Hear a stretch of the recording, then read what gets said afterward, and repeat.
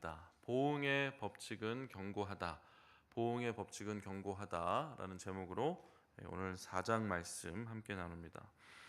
오늘 이제 4장에 보시면 처음 등장하는 인물이 있습니다. 바로 이제 엘리바스예요.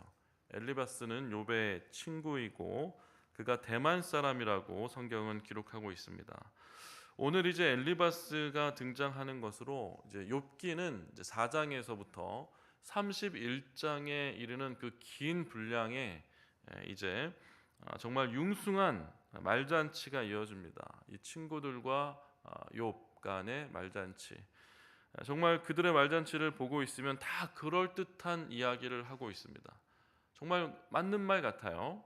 하지만 그 긴 이야기들을 통해서 우리가 분명하게 깨닫는 것은 핵심을 찌르지 못하고 전곡을 찌르지 못하고 결국 나중에 이제 욥의 결론을 우리가 다 알고 있으니까 그 결론을 보게 되면 이 모든 융숭한 말잔치들이 그렇게 필요한 말잔치는 아니었다라는 것들을 우리가 비로소 깨닫게 되는 것이죠. 근데 그 시작이 이제 오늘 본문에 있는 것입니다.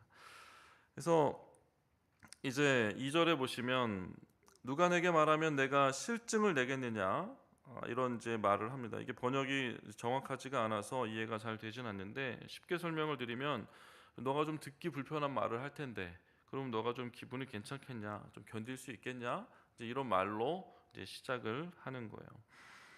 그러면서 이제 3절과 4절에는 전에는 욥 당신이 어떠했는지 이야기합니다. 지금까지 어제 본문까지 욥이 어떠한 인생을 살아왔는지 우리는 잘 살펴보았습니다. 말 그대로예요.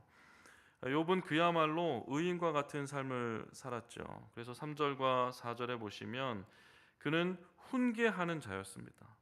그리고 강하게 하는 자였고 또 붙들어 주는 자였다는 거죠.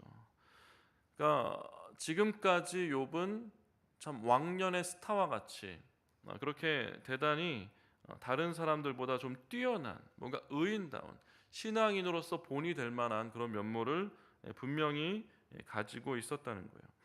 그런데 5절은 이렇게 시작합니다. 이제, 그렇죠? 3절은 전에, 보라 전에 내가 여러 사람을 이렇게 전에는 이러했는데 이제 5절에 이제 무슨 일이 일어났습니까? 이제 그 모든 일이 너에게 나타났다는 거예요. 너에게 이르렀다는 거예요. 그래서 너가 지금 힘들어하고 있다는 겁니다. 그리고 너가 지금 놀라고 있다는 거예요. 이 말은 무슨 일이냐면 그 전에는 훈계하고 강하게 하고 붙들어 줬는데 이제는 욥이 자기 자신이 훈계했던 그 사람들, 강하게 했던 그 사람들, 붙들어 주었던 그 사람들과 같은 처지가 되었다는 거예요. 손이 늘어진 자가 되었다는 거예요. 넘어진 자가 되었다는 겁니다. 그리고 무릎이 약한 자가 되었다는 거예요. 그러니까 이게 무슨 일이냐? 전에는 너가 그렇게 사람들을 잘 도와주더니 이제는 너가 도움을 받아야 될 그 사람이 되었어요.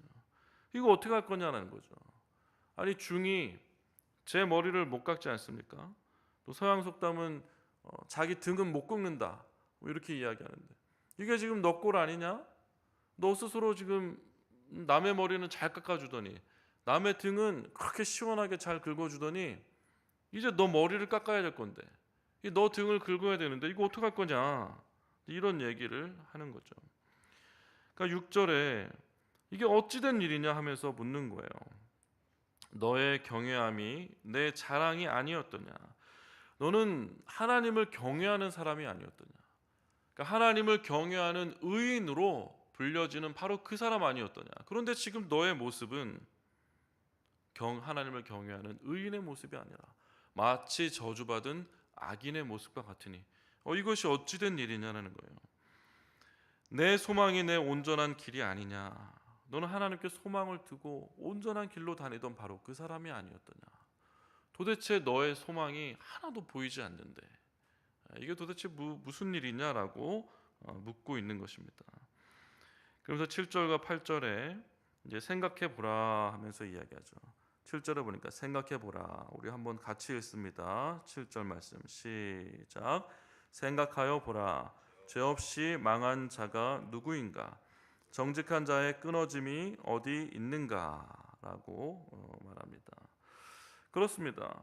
죄 없이 망한 자가 누구인가? 정직한 자의 끊어짐이 어디 있는가? 그러니까 죄 없이 망한 자가 누구인가? 다 망한 사람들은 뭐 때문에 망했다는 거예요? 죄 때문에 망했다고 이야기합니다. 어떤 그 인과 응보에 대해서 이야기를 하죠. 종두득두, 콩 심은데 콩이 나는 거예요.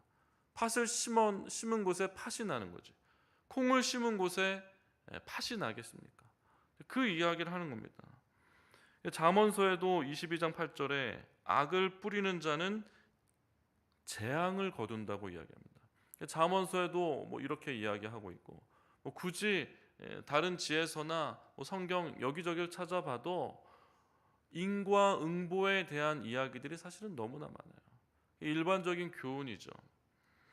그래서 구약 성경은 이 한 가지 어떤 그 관점으로 기록되어 있다고 보통 일반적으로 그렇게 이야기되는데, 신명기 사관이라고도 불립니다. 신명기 사관이 뭐냐면 신명기에 나온 그 핵심되는 가르침이 창세기부터 구약 성경 전체에 흐르고 있다는 거예요. 꿰뚫고 있다는 거예요.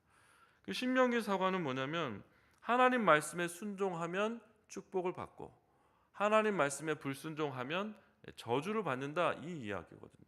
이 말은 무엇입니까? 순종하면 축복받고 원인이 있으면 결과가 있고 인과응보잖아요. 불순종하면 저주받는다. 악을 심으면 재앙을 거둔다. 죄가 있으면 망한다, 이 이야기잖아요. 인과응보잖아요. 그러니까 그 당시 이러한 가치관은 너무나 팽배한 거예요. 그리고 오늘날 우리가 보아도 마찬가지예요. 우리가 조금 둘러보아도 어떻습니까? 날씨가 추우면 옷을 바꿔 입고 그렇죠? 비가 내리면 계절이 바뀝니다. 비가 내리면 계절이 바뀌어요.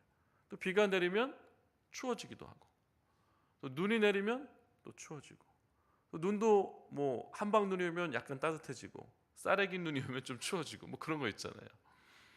그러니까 자연 일반적인 계시, 그러니까 성경의 계시, 특별한 계시를 보아도 인과응보에 대해서 이야기하고 있고, 또 일반적인 계시, 우리 자연에 널려진 하나님의 계시를 보아도 인과응보를 이야기하고 있어요. 그러니까 이것이 틀린 것이 아니라, 이렇게 지금 엘리바스가 욥에게 말하고 있는 것이에요. 그러나 9절에서 10절에 보시면 이제 그렇게 인과응보에 의해서 어떠한 최후를 맞는가, 지금 욥의 상태, 현재의 모습을 좀 정확하게 꼬집어 지적을 하는 겁니다. 9절에서 11절까지 보시면은, 그래서 결국 죄를 범한 자들은, 그 망하게 된 자들은 다 하나님 입 기운에 멸망하게 된다는 거예요. 너 지금 하나님 입 기운에 멸망한 거야, 그 말 하는 거죠. 그의 콧김에 사라집니다.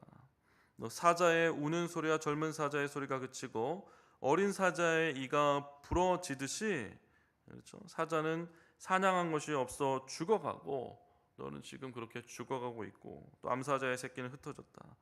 너희가 가진 모든 거 다 흩어져 버렸잖아요. 그렇게 된 것이라고 말을 하는 거예요. 그러면서 이제 12절에서 16절에는 어떤 환상을 본 이야기를 합니다. 이것이 그냥 내가 하는 말이 아니다. 보통 성경에도 그렇게 이야기하고, 우리는 어디를 보아도 이 인과응보에 대한 것을 우리가 그 교훈을 얻을 수가 있는데, 내가 또 있잖아, 욥아, 아주 특별한 경험을 했어.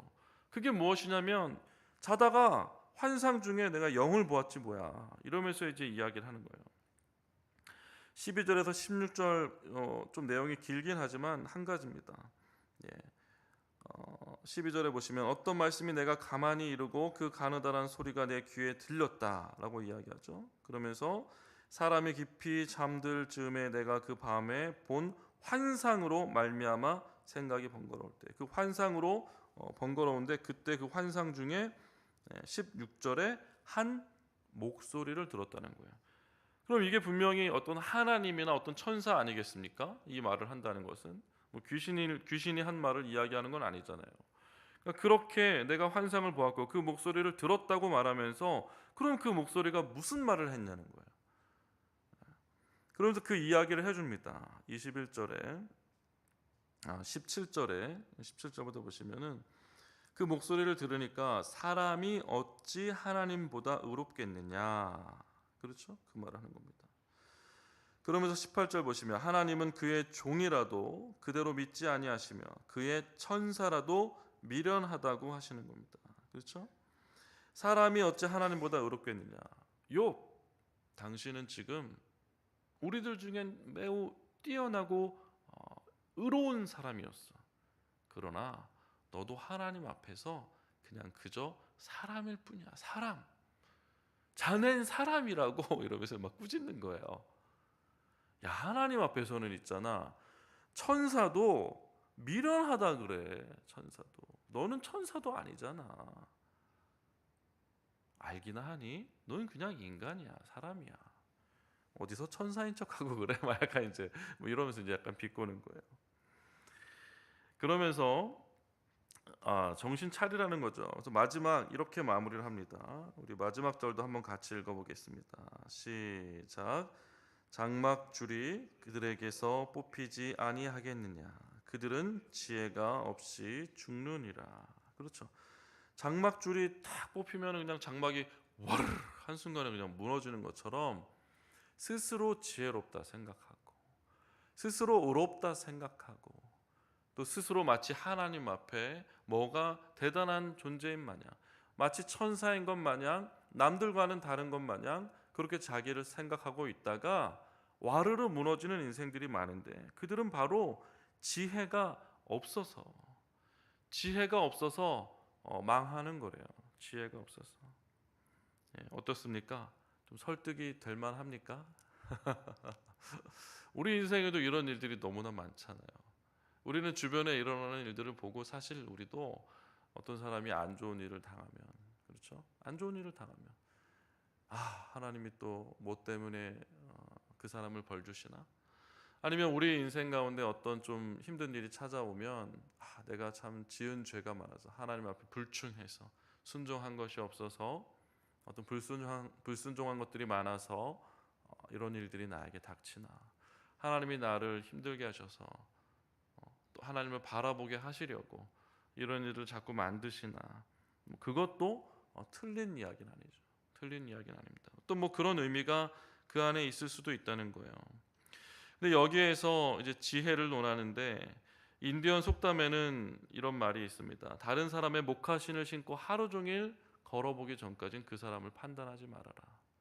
목화신이라는 건 인디언 원주민이 신는 그 신발 있잖아요. 이렇게 부추같이 생긴 가죽신 같은 거, 이게 판판한 그런 신을 말하는데, 그러니까 사람마다 발 사이즈가 다르고 모양이 다르단 말이죠. 그러니까 그 신을 신고 걸어보기 전까지 하루 종일 상대방의 신발을 신고 걸어보기 전까지는, 그 말은 상대방의 인생을 다 살아보기 전까지 그 사람에 대해서 판단하지 말라는 거예요.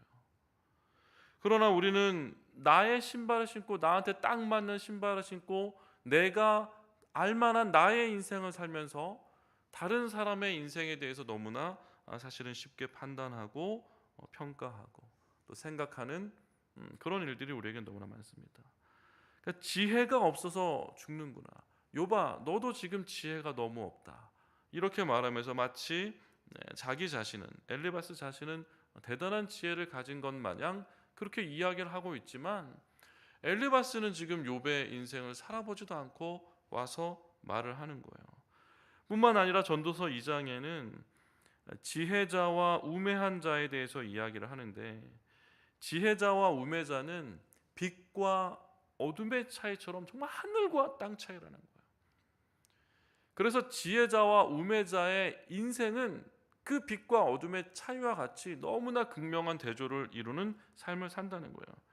지혜자는 그의 눈이 그의 머릿속에 있고 우매자는 어둠 속에 다닌다.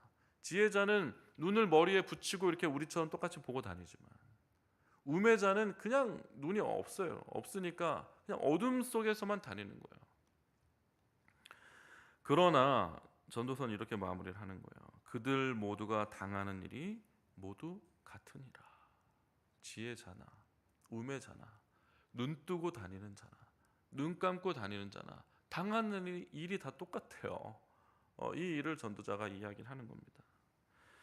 그러니까 여기서 제 아무리 지금 엘리바스가 자기가 지혜롭고 또 욥은 우매하니 내가 이런 어떤 일반적인 계시를 통해서 또 하나님의 특별한 영의 목소리를 통해서 들은 바를 너에게 말하노니 제발 이 말을 듣고 너의 무지함을 깨달아 그것을 회개하고 돌이키라는 그 엘리바스의 교훈이 썩 그렇게 설득력이 없다는 것을 반증해 보여주는 거예요.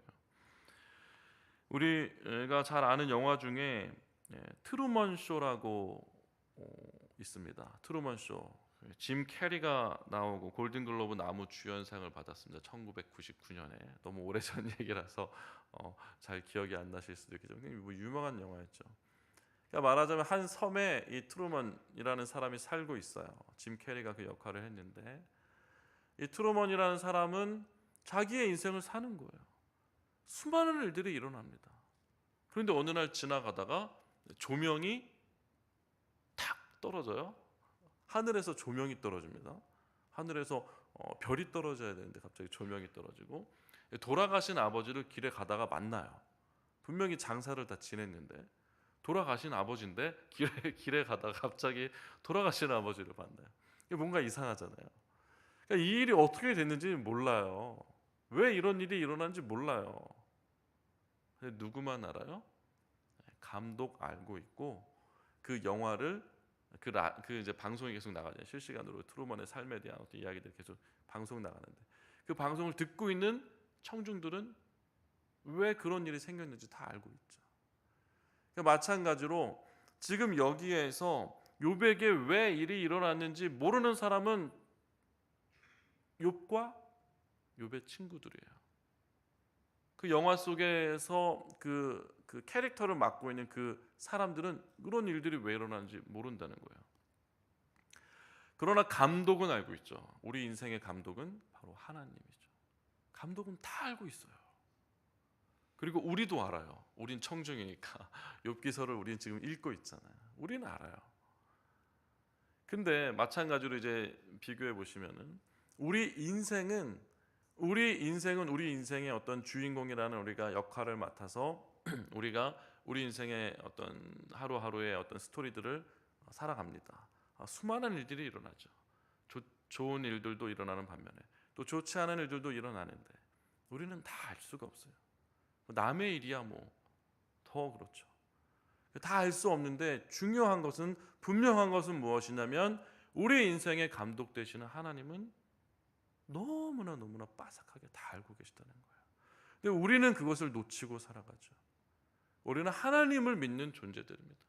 우리의 지혜는 사람의 말에서 오는 것이 아니라 하나님께로부터 오는 것이에요. 성경을 통해 그것을 배우게 되는 것이고 오늘 이제 이 4장부터 시작되는 수많은 이 말들의 잔치, 말들의 향연 속에서 우리가 분명하게 깨달아야 하는 것은 뭐냐면 인간이 제 아무리 옳다고 이야기하는 것들을 다 나중에 돌아가서 살펴보아도 그때는 정말 맞는 것 같았지만 다 지나고 나서 감독이 무엇 때문에 그렇게 일들을 만들었는지 일들을 꾸려갔는지를 알게 되고 나면 그 많은 말들의 잔치가 다 옳은 것이 아니었구나 라는 것을 우리가 깨달을 그날이 있을 수도 있다는 것입니다. 말씀을 마무리합니다. 우리 인생의 감독은 바로 하나님이에요. 우리는 다 우리 인생을 알 수 없습니다. 인과응보의 그 법칙이 분명히 세상에도 존재하고 성경에도 존재하지만 하나님은 인과응보로만 세상을 이끌어 가시는 분이 아니에요. 그렇기 때문에 인과응보로 우리의 일어난 모든 일들을 다 설명할 수 있는 것은 아니에요. 오카는 목사님이 몸이 안 좋으셔가지고 새벽기도 하다 쓰러지셔가지고 막 교회에서 난리가 나서 이제 이분을 저기 하와이로 요양을 보냈잖아요. 하와이로 요양을 보내서 어느 이제 장로님 댁에 이제 머무르게 됐는데 거기에 어떤 이제 교회 어떤 목회자분이 찾아오셨대요. 그러고 이제 오카노 목사님한테 하시는 말이 딱 첫 마디가 뭐냐면 목사님 무슨 죄를 그렇게 많이 지어가지고 지금 이 꼴이 되셨습니까? 이렇게 얘기를 했다는 거예요. 그분을 보고 물론 무슨 죄를 많이 지으셨겠죠. 그러나 우리는 너무나 그걸 아무렇지도 않게 생각한다는 겁니다. 우리도 그럴 수 있다는 거예요. 하지만 우리가 어떤 생각을 하고 또 입을 열기 전에 하나님은 우리 인생의 감독자다. 그분께서 다 아시지 내가 다 아는 게 아니다. 그러니 나는 다 알 수 없어도 우리의 피난처 되시는 그 하나님 한 분만 의지하고 오로지 그분을 신뢰하고 그냥 그저 힘든 일이 있어도 평안 가운데 우리 인생 주 안에서 잠잠히 살아가는 것이 우리의 복된 길임을 우리가 깨닫고 그 지혜자의 길로, 참된 지혜의 길로 나아갈 수 있는 우리가 될 수 있기를 주님의 이름으로 축복합니다.